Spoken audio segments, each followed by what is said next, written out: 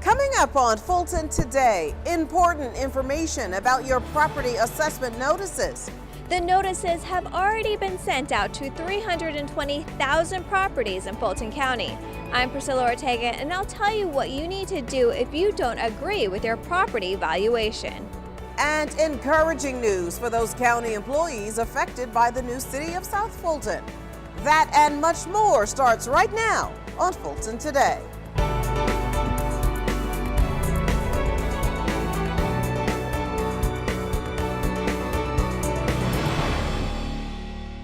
Welcome to Fulton Today, everybody. I'm Shania Chavis-Rucker. If you are a Fulton County property owner, listen up. The 2017 property assessment notices have been mailed, and Fulton's new chief appraiser says many of this year's assessments reflect significant valuation increases. FGTV's Priscilla Ortega joins us now to explain. Shania, the good news is that the economy and housing market significantly improved over the last year, and that also means property values increased. And when property values increased, so too can property tax bills. Good afternoon. You've reached the Fulton County Board of Tax Assessors. This is Curtis Broden. How may I help you? In the Fulton County Tax Assessor's Office, staffers have worked overtime to get assessment notices completed and in the mail. And thanks to a booming economy and housing market, when some property owners get that mail, they will see a major difference in the valuation of their property. So the market is going up, and all we're doing is following the sales. Overall, 2017 valuations indicate a real estate market with values similar to those before the 2008 recession. Under Georgia law, values are required to be within 90% to 110% of market value. In Fulton County, the average increase for residential parcels is about 13%, compared to around 16% for Cobb County and 12% for Gwinnett County. That means that some property owners in all three counties will see an increase, but it will vary from property to property. Taxes are based on 40% of assessed value, minus any exemptions to that property. Taxes are also based on the millage rate, and that will vary based on each taxing jurisdiction. Fulton's Board of Assessors were encouraged that staff began mailing the over 320,000 notices by mid-May. Now the board fully anticipates that some residents will dispute the valuation of their properties. We are trying to follow the market. And if you think we've done a good job, then you need not appeal. If you think that we have done a poor job based on, can I sell my property for that amount? Is my neighbor assessed far less than I am with a similar property? Those are things you have to consider before you file an appeal. Staff in Fulton's Tax Commissioner's Office use the valuations issued by the Tax Assessor's Office to calculate property tax bills. Bills are typically mailed over the summer and are due by October 15th. Property owners who disagree with their current year value on their assessment notice have a 45-day window to appeal, ending on July 5th. Now residents can either appeal online, in person, or by mail to the tax assessor, not tax commissioner's office. Either way, you can get that information online at the tax assessor's website. Reporting from downtown Atlanta, I'm Priscilla Ortega for FGTV.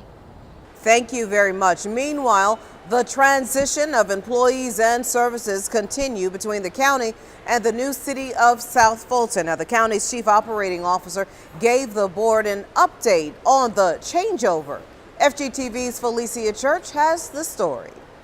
During the May recess meeting, Chief Operating Officer Todd Long and Police Chief Gary Stiles gave the Board of Commissioners a South Fulton cityhood transition report. While some of it was old news, two major points were announced. The first involved big news for those employees unsure of their job status. The interim city manager has stated that all employees who work for the SSD services will be brought over under the same title, and each employee will receive the same pay or similar benefits. South Fulton's interim city manager, Ruth Jones, announced at the last employee transition meeting all employees under the county's Special Services District Fund will be brought over to the city with the same title and pay, along with similar benefits. The other major announcement was the City of South Fulton officials have started the transitioning process with different departments. Planning and Community Development starts June 1st, Code Enforcement starts July 1st, and the Police Department starts September 1st. Since the new city officially notified the county of the start of the transition process, the affected employees were sent a reduction in force letter. In that letter, the employees were notified that while they are still on the county's payroll until their respective transition date, they are providing services for the City of South Fulton. It was made clear the county will be reimbursed for those services. Another thing made clear was county officials need to continue to be as transparent as possible at future employee transition meetings. We have a responsibility to our employees to be real clear, Mr. Long. Transparency is more than a slogan. People have got to know about their status just like you want to know and I want to know about mine. People have to know about their money because they have children in school and they got bills to pay. The transition meetings will continue on a monthly basis until the entire transition process is complete. Reporting for FGTV, I'm Felicia Church. Thank you, ma'am. Students attending Fulton's Citizens University find out what it's like to be behind bars. Wow. Wow is all I have to say. To explain the county's strategic priority area of All People Are Safe, the students were invited to the Rice Street lockup. After the overview of the Fulton County jail system, Sheriff Ted Jackson and jail staffers explained how inmates go through the intake process and how they intercept weapons and drugs on almost a daily basis. The students were then escorted through the kitchen area to understand how the inmates are fed. They were then taken through jail cell areas to get a small taste of inmate life. It was all an eye-opening experience. It was an interesting process to see the intake process here at the jail through all the way up through the medical intake process as well. It's been interesting. Now, after it was all over, the feeling they had was that everyone should take a tour of the jail. I think every citizen should be required to at least visit the whole jail process. Obviously not as a defendant, but as a person, just to see the whole process, to go through and understand what it is some of our other citizens are having to go through. I think just from that alone, and also to see where the city's resource or the county's resources are going. Next week, Fulton County Citizens University pays a visit to emergency services. The national initiative to improve police and community relations continues for Fulton over a cup of joe. The Fulton County Police Coffee with a Cop program made a recent stop at the Kroger on Cascade Road. Promising no agendas or speeches, Coffee with a Cop offers residents a chance to ask questions, voice concerns, and get to know the Fulton County police officers keeping their neighborhoods safe. I think it is a really wonderful idea. I think it's a great opportunity for the community to get to know the officers. I think it's a great opportunity for the officers to get to know the community. And when you have two entities that are getting to know each other, then you build for better relationships. Some of the topics citizens shared with the officers in attendance included concerns on burglaries, traffic, and the time it takes for an officer to get to a person's home. The solutions, suggestions, comments, and concerns that are shared help the officers model how they police the community. We've been doing this now for 4 years here in Fulton County. But again, community policing to us is every day. We've done that for the entire existence of our police department. So again, this was just another tool that we added to the toolbox, and it's been greatly received. We have such a great relationship with our citizens in South Fulton. So anytime we can go out and find a new format we're excited and elated to bring it back. And again, they've taken this, and as always, they've been very happy with it. Now, if you would like to bring coffee with a cop to your community, you can contact the Fulton County Police Department at 404-613-3005. Here's a nice story. Fulton County's public works managers show their employees just how appreciated they are. In honor of Public Works Week, department heads held an employee appreciation and equipment rodeo at Welcome All Park. After registration and training classes were complete, an equipment rodeo challenge took place. Bragging rights were on the line, with teams competing in challenges like the Backhoe Skills Challenge, Bucket Brigade, and the Mini Excavator Operator Skills Challenge. Though the team with the most points after 6 events won, everyone was a winner in the eyes of Public Works top officials.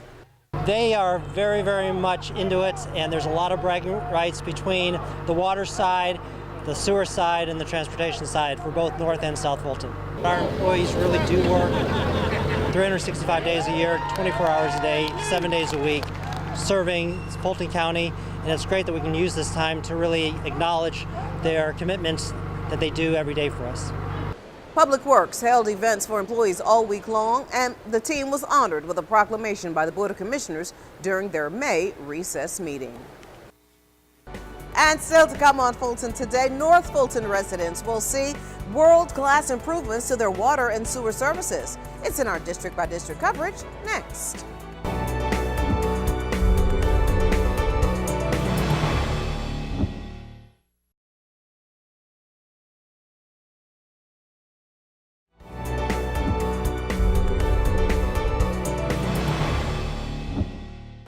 Hundreds flock to Fulton County in the name of friendship and service, and North Fulton gets better water and sewer service.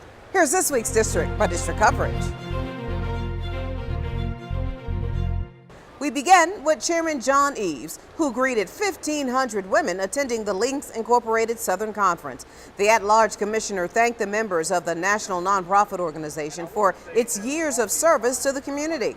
The Links members celebrated their 44th Southern Conference at the Marriott Marquis in downtown Atlanta. It's the Links Unincorporated Appreciation Day. It means a whole lot, and I just want to acknowledge all the great work that you're doing and present this proclamation to the presiding officer. The Links Incorporated is one of the nation's oldest and largest volunteer service organization of women. The members kicked off their 44th Southern Conference with a service project for Fulton and DeKalb newborns and new mothers. We'll have more on that part of the story later in the show. Meanwhile, Vice Chairman Bob Ellis, along with Commissioner Liz Hausman and the Fulton County Public Works staffers, break ground to mark the start of the improvements and expansion of the Little River Water Reclamation Facility.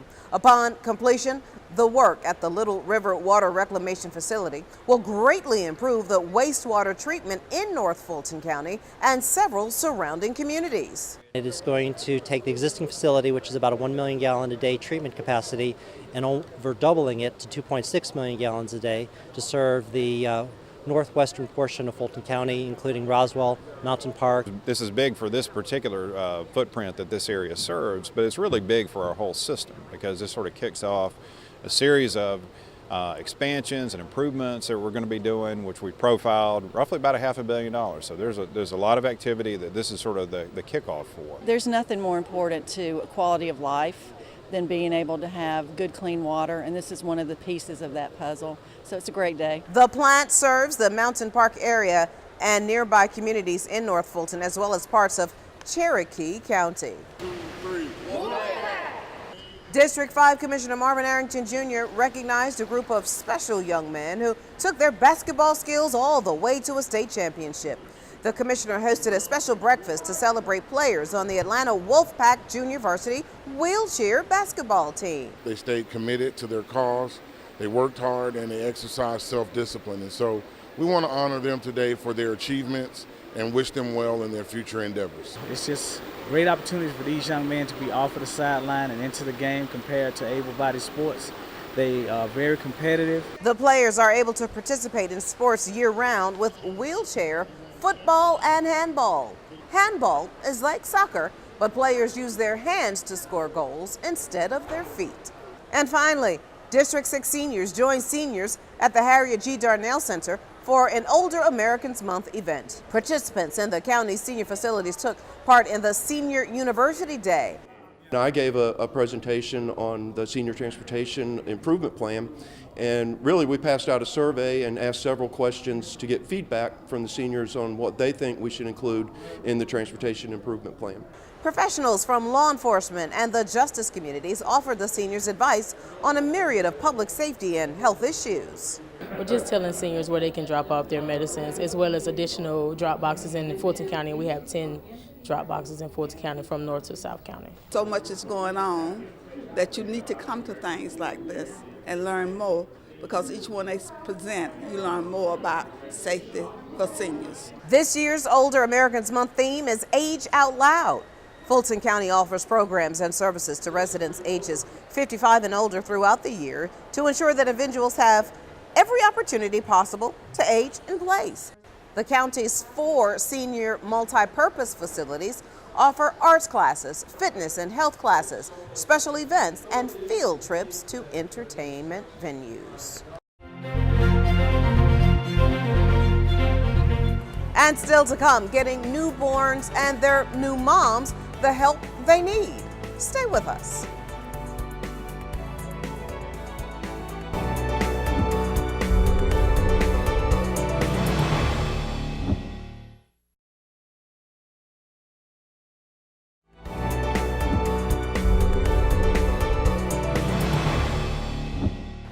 Fulton celebrates with fanfare its new state-of-the-art health center. FGTV's Lynn Vaughn takes us to the health facility at 10 Park Place. After more than a year of planning, meetings, construction, and all manner of teamwork, a festive grand opening celebration, including a poignant dedication, was held at Fulton's new downtown health center location. It's Fulton County Public Health at 10 Park Place, just blocks from the old Aldridge Health Center. County leaders and commissioners and county and state health officials were on hand as the standing room only event took place. You have no idea what kind of effort went into designing this building. I have never spent this much time designing any place I live or work in.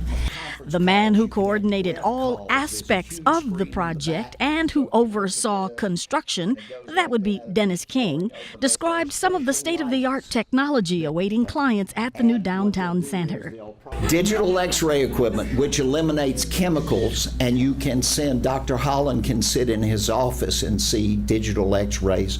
You no longer have film and, that kind of thing. County leaders quipped, the space looks like it could be a private physician's office in Buckhead. Yet, this facility is open to all, especially those who need assistance to access health care. But here specifically, there's a focus on HIV/AIDS treatment, there's a focus on sexual health, and there's a focus on TB or any kind of congestive issues that a person may have in terms of their breathing. So it's really, again, focused on those areas, but any service that a person would generally need, they can acquire here at this clinic. The county also paid tribute to the late Commissioner Joan Garner, dedicating the 2,000 square foot conference and training room where the celebration was held in her honor. It's painted in her favorite color. Garner's spouse, Judge Jane Morrison, was thrilled with the honor. Joan cared so much about public health and about the charge, all people are healthy, as part of her governance in Fulton County, that I knew that this was something she would want to see followed up on, and I was honored to be here and to see her work come to fruition. Fulton County Public Health at 10 Park Place is located within a short walking distance from Marta's 5 Points Station and just a couple of blocks from Grady Memorial Hospital.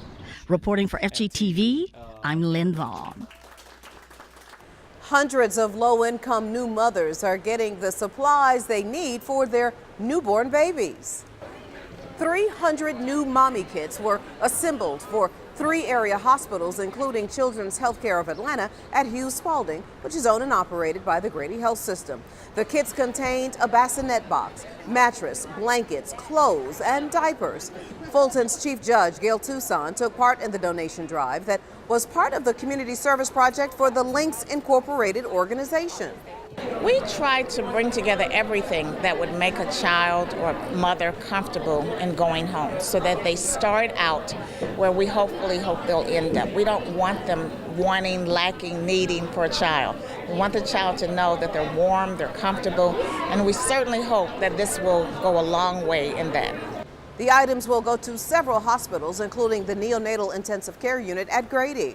People will tell you, experts will tell you, from birth to 3 is the most critical time in child development. So being able to have something like this that provides a wonderful, healthy start goes a long way. Now, the goal of the project is to lower the rate of infant deaths in Georgia. According to the World Health Organization, the infant death rate was 7.3 per 1,000 live births between 2007 and 2011. Hundreds of elementary school kids get tips on how to be more active and safe. Just before the school year ended for the year, nearly 1,000 students from College Park Elementary School were invited to the Healthy Kids Day event. Employees with the Partnership to Improve Community Health, or the PITCH program, taught the youngsters ways to have a healthy lifestyle. Get out, get moving. Also eating right, that's an important component of also joining together with that getting moving. You got to be eating right also. So of course they get a full balanced meal here at school. So to add on to that full balance here in school, we're also encouraging them to get out and get moving. Dozens of participants were given bicycle helmets and reflective gear to make them safer as they walk and bike to school. Well, I think this will be very impactful. The wealth of knowledge that was given on today regarding health and making healthy choices. And now they have the tools in order to implement those healthy choices regarding the bike helmets that were donated. Organizers say the more children exercise and eat healthy, the lower the childhood obesity rate will become. According to the stateofobesity.org, national childhood obesity rates for kids ages 2 to 19 years old have remained around 17% for the past decade.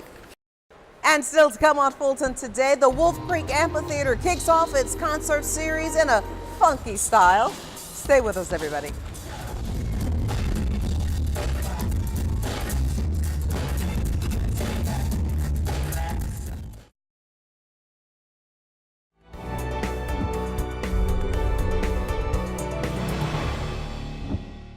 The Abernathy Arts Center's biggest exhibit of the year is now on display.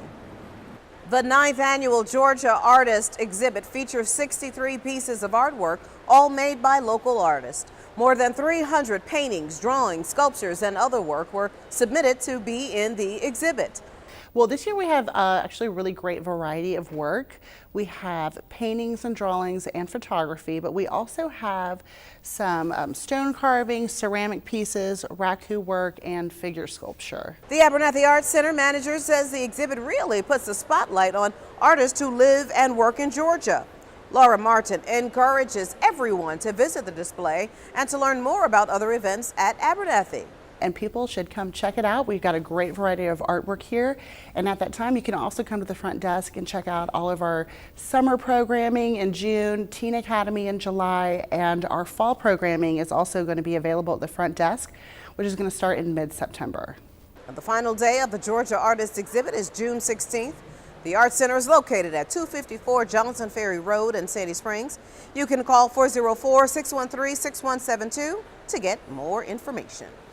And finally, music enthusiasts are excited once again as the Wolf Creek Amphitheater kicks off its summer concert series. Rain didn't stop the hundreds of people who gathered for the 3-day series Atlanta Funk Fest. Artists that hit the stage included Belle Biv DeVoe, In Vogue, and Guy featuring Teddy Riley. Now, this was the first concert series since Live Nation took over managing operations at the amphitheater. Residents say the experience is as good as ever, especially since there is still free parking and visitors can bring their own food and drinks. I came out tonight because I love old school music, just just recently relocated here to Atlanta, and I love their outdoor concerts. To see the entire lineup for the summer series, go to wolfcreekamphitheater.com. And before we go, our reminder that we'd like to connect with you online. Check us out anytime on Facebook, Instagram, Twitter, and our YouTube channel.